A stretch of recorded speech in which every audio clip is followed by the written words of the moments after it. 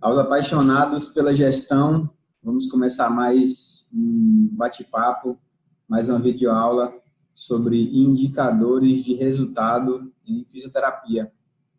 E o indicador de hoje que vamos estudar é o indicador de falência de extubação, tá?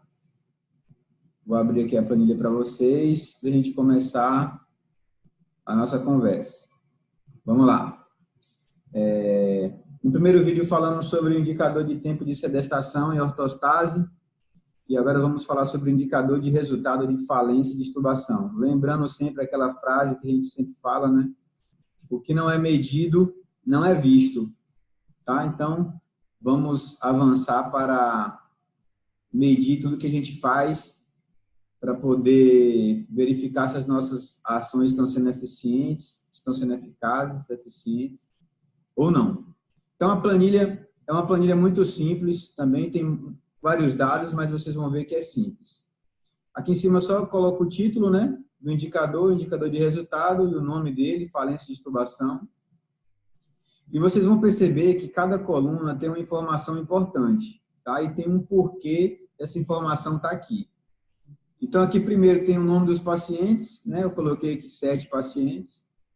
O RH, por que tem um RH aqui, ou atendimento? Porque se você quiser fazer uma análise no prontuário, buscar se no seu hospital tem o prontuário informatizado, você coloca o número do RH e você consegue buscar os dados do paciente, tá? Fazer uma análise aí do prontuário, as evoluções e tudo. Tempo de internação na UTI é muito importante porque a gente vai ver no resultado os pacientes que tiveram sucesso de extubação, ou seja, não precisaram retornar para a ventilação mecânica após 48 horas da extubação, né? Mas o interessante é ver os pacientes que falharam, ou seja, retornaram para a ventilação mecânica antes de 48 horas. Quanto tempo eles permaneceram na UTI? Será que eles impactaram negativamente na média de permanência da unidade? Então, é um dado interessante também. Diagnóstico, tá? Diagnóstico do paciente. Teste de respiração espontânea. Se você utilizou PSV, tubo T ou CPAP, tá? O tempo que você fez o teste. Tempo de ventilação mecânica, quantos dias o paciente, se você quiser colocar dias ou quiser colocar horas também, né? Fica a critério. O tempo de ventilação mecânica que esse paciente ficou. E aqui é o desfecho, né? O paciente ele foi reintubado em até 48 horas. Se ele não foi, não. Se ele foi reintubado em 48 horas, sim, tá? O não aqui caracteriza o quê? O não caracteriza sucesso de extubação, ou seja, ele não retornou para a ventilação mecânica antes de 48 horas. E o sim é falência. Ele não foi sucesso, né? Teve uma falência na extubação, por isso é o sim, porque ele retornou, ele foi reintubado em até 48 horas, tá? E outro interessante também, se ele foi reintubado, qual foi o motivo? Por que ele foi reintubado? Ele rebaixou o nível de consciência, ele evoluiu com insuficiência respiratória, broncoaspirou, o que foi? Você coloca o motivo aqui, o fisioterapeuta que realizou o procedimento, né? E alguma observação, tá? Então, esses são os dados que, ao meu ver, são dados importantes.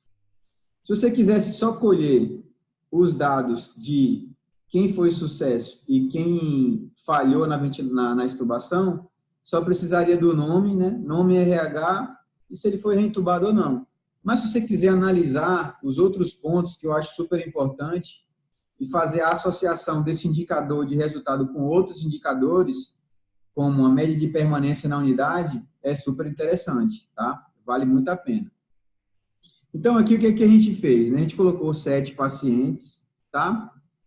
Dos 7 pacientes, 2 pacientes retornaram para a ventilação mecânica antes de 48 horas.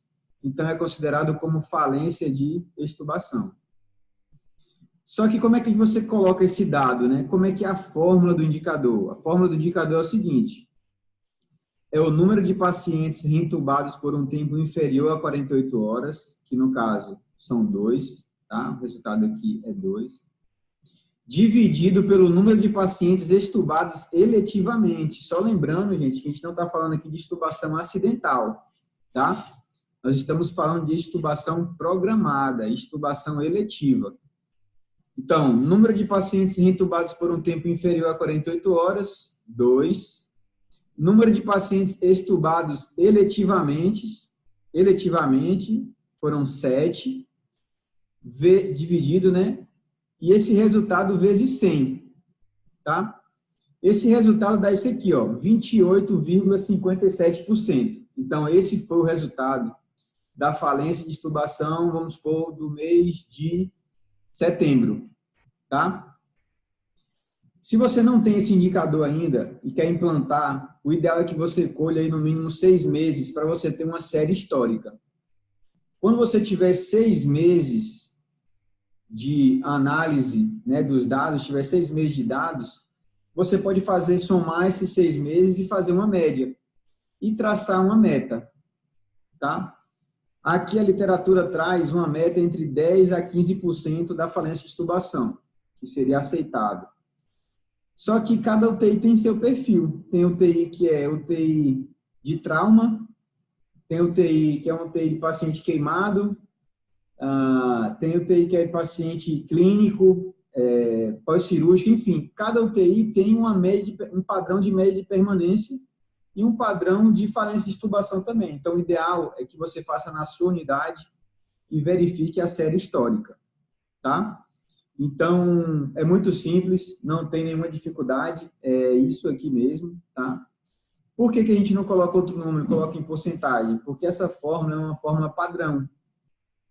Então, um dos objetivos do indicador também, além de mostrar os resultados, né, fazer ali um retrato da sua unidade no mês, você pode comparar com outros serviços. De repente, você começa a colher esses dados na sua unidade e você quer comparar comigo aqui no Pará se a porcentagem está batendo, entendeu? Você quer comparar, fazer um benchmark, né? Você quer comparar os dados com outras instituições. Como é que você vai conseguir comparar? Você vai conseguir comparar se você utilizar a mesma fórmula. Beleza? Espero que vocês tenham gostado. Se gostou, curte o canal, se inscreva e coloque aí comentários dando sugestão de novos vídeos. Beleza? Aos apaixonados pela gestão, um forte abraço. Valeu!